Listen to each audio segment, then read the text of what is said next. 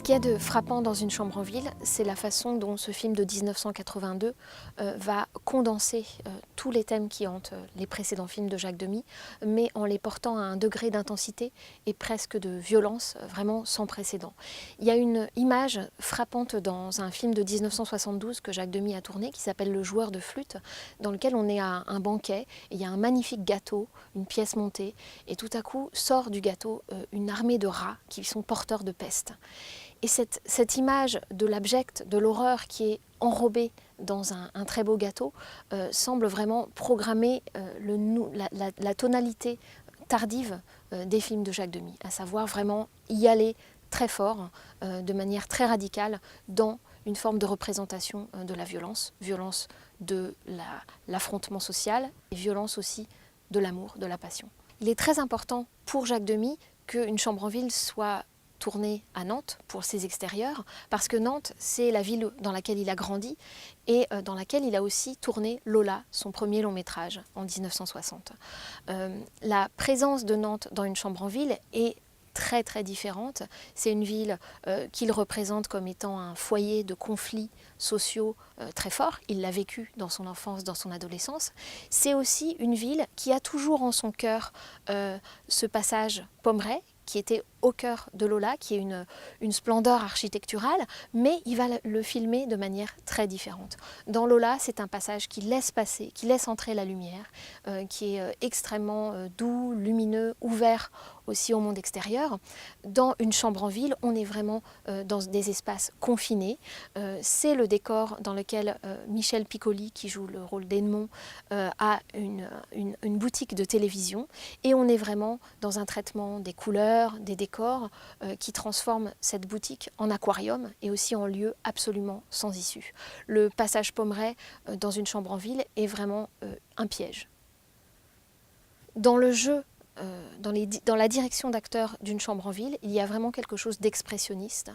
Je pense notamment à une séquence très frappante du film, et c'est peut-être l'une des plus violentes de tout le cinéma de Jacques Demy, qui va mettre face à face Edmond et sa femme, avec une caméra qui tourne, et avec surtout un jeu de la part de Michel Piccoli qui fait penser aux acteurs du cinéma expressionniste allemand. L'utilisation du chant dans Une chambre en ville, au lieu d'aller vers un lyrisme ou bien un travail pop, rapproche au contraire, je pense, le style de Demy du cinéma muet. C'est un paradoxe que le chant rapproche le cinéma du muet, mais je pense que c'est ce qui se passe dans la gestuelle et dans le chant des acteurs d'Une chambre en ville. Le manteau de fourrure que porte Dominique Sanda dans Une chambre en ville, à la fois c'est un signe de son appartenance sociale à la bourgeoisie, il lui reste ça, de sa richesse de bourgeoise, même si elle dit qu'elle n'a plus le sou. En même temps, c'est une image très très forte, une femme nue sous un manteau de fourrure, c'est un fantasme sexuel très frontal, et le sexe frontal, c'est quelque chose qui est nouveau dans l'œuvre de Jacques Demy. Et puis, ce manteau de fourrure, c'est aussi Peau d'âne, qui vient du cinéma merveilleux de Jacques Demy, du conte. Et quand on pense à Peau d'âne, du coup, on voit le personnage d'Edmond, joué par Michel Piccoli, peut-être aussi comme un ogre, pas seulement comme un mari jaloux, mais comme véritablement un personnage de conte, avec une puissance violente extrêmement forte.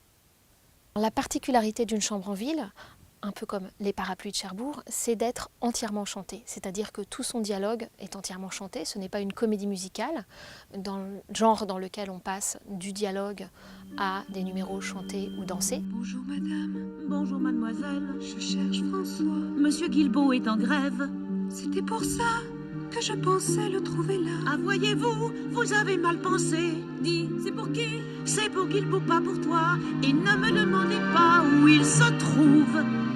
Enfin, pouvez-vous lui dire que Violette voudrait le voir? Violette, dites-lui que c'est urgent. Et puis non, il pourrait s'inquiéter. C'est comme vous voudrez, mademoiselle. Dites-lui seulement que Violette est passée. Il y a une partition très différente des Parapluies de Cherbourg, puisqu'on est avec un autre compositeur que Michel Legrand, Michel Colombier, qui peut-être a une façon de travailler, de composer moins pop, en tout cas moins séductrice que Michel Legrand. Et donc on est dans des tonalités qui parfois peuvent aller vers un lyrisme ou au contraire vers quelque chose de plus froid. Ne vous approchez pas et ne protestez pas. Éloignez-vous, dispersez-vous, rentrez chez vous, ne nous insultez pas. Autant dans Les Parapluies de Cherbourg, le fait que les personnages chantent de bout en bout du film peut presque s'oublier, autant dans Une chambre en ville, il y a d'emblée, dans la première séquence qui oppose des manifestants à des CRS, une dissonance dont on ne va jamais se remettre. À savoir, on a l'habitude que des manifestants scandent, chantent leur slogan.